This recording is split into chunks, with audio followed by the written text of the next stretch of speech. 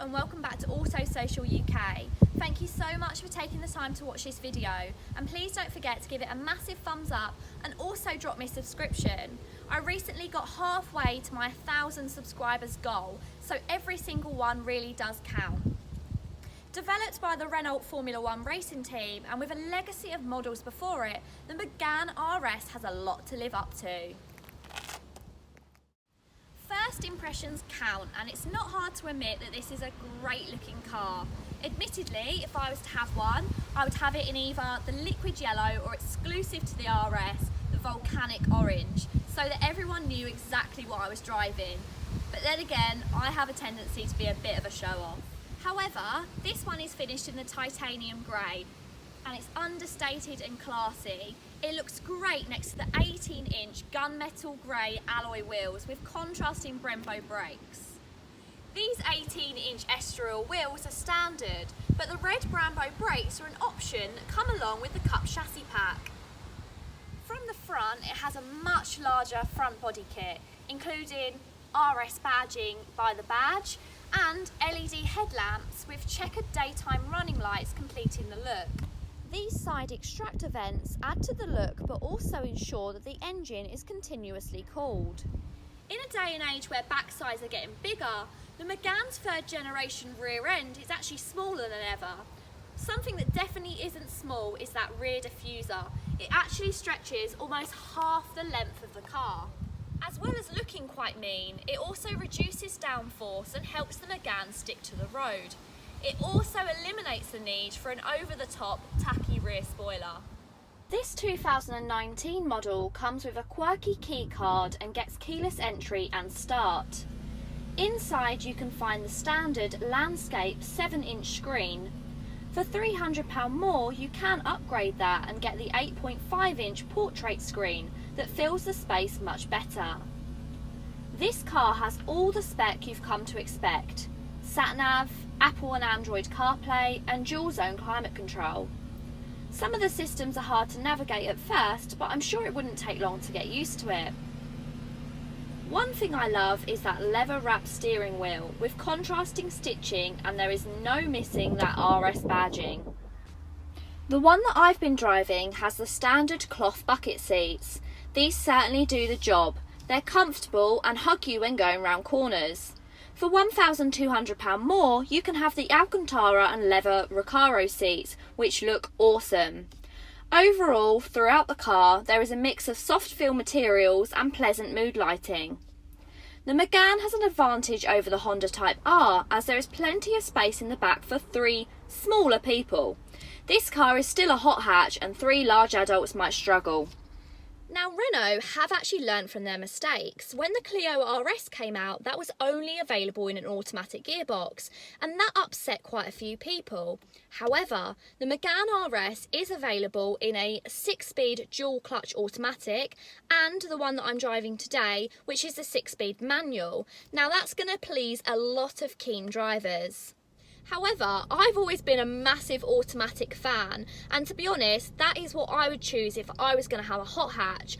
I like one less thing to think about. If I can think about not crashing and driving forward and not having to change gear, then that's fine with me. But I do know a lot of people do love the sort of connection that you get with a manual box. And to be honest, driving this car for the weekend, it has been brilliant. I've really enjoyed the manual gearbox. I kind of feel like that's the perfect box for this car. I would be interested to drive the automatic as well to see how I get on with that. But to be honest, it's been loads of fun with the manual.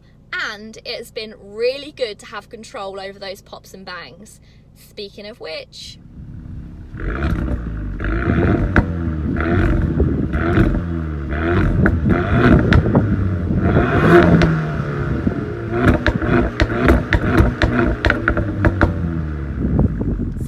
I've been driving this weekend is the standard Megane RS, and that has around 275 brake horsepower. There is also a trophy edition of the RS which sits right at the top of the different models, and that one's around 300 brake horsepower.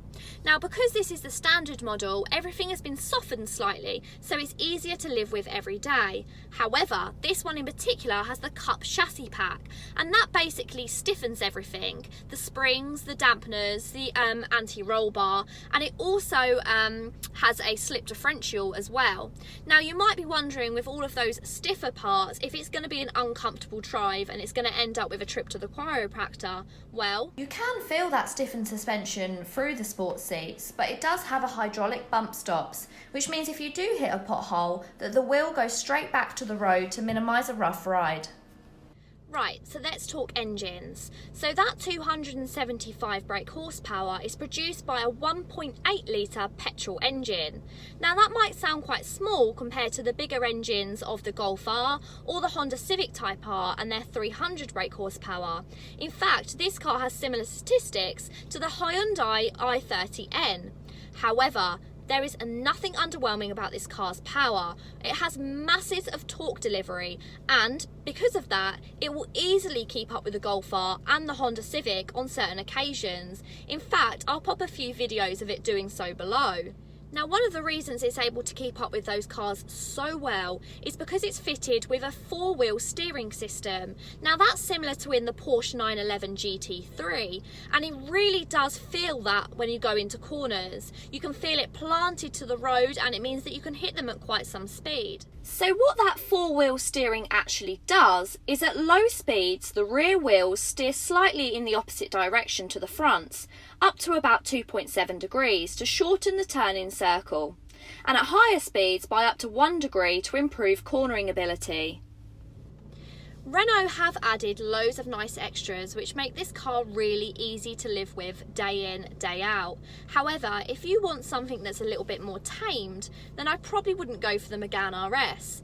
If you like something that's a little bit twitchy and that's always ready to go, then this is probably the car for you. Why not give one a test drive and see what I mean?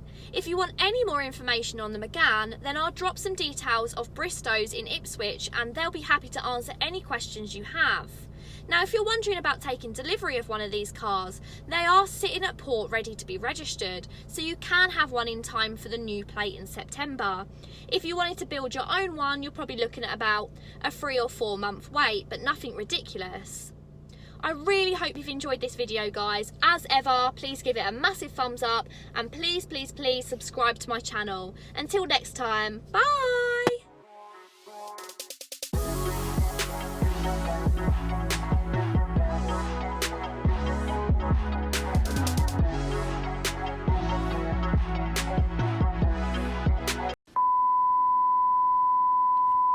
So let's talk engines. So we know it has around 275 brake horsepower, and that's produced by a 1.0.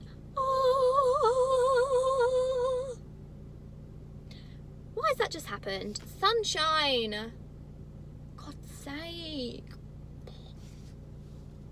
Car's 300 brake horsepower. In fact, this car has similar brake horsepower to that of, I keep saying brake horsepower. Stop. Weekend is the standard Megane. Why can't I say Megane? Friggin' hell.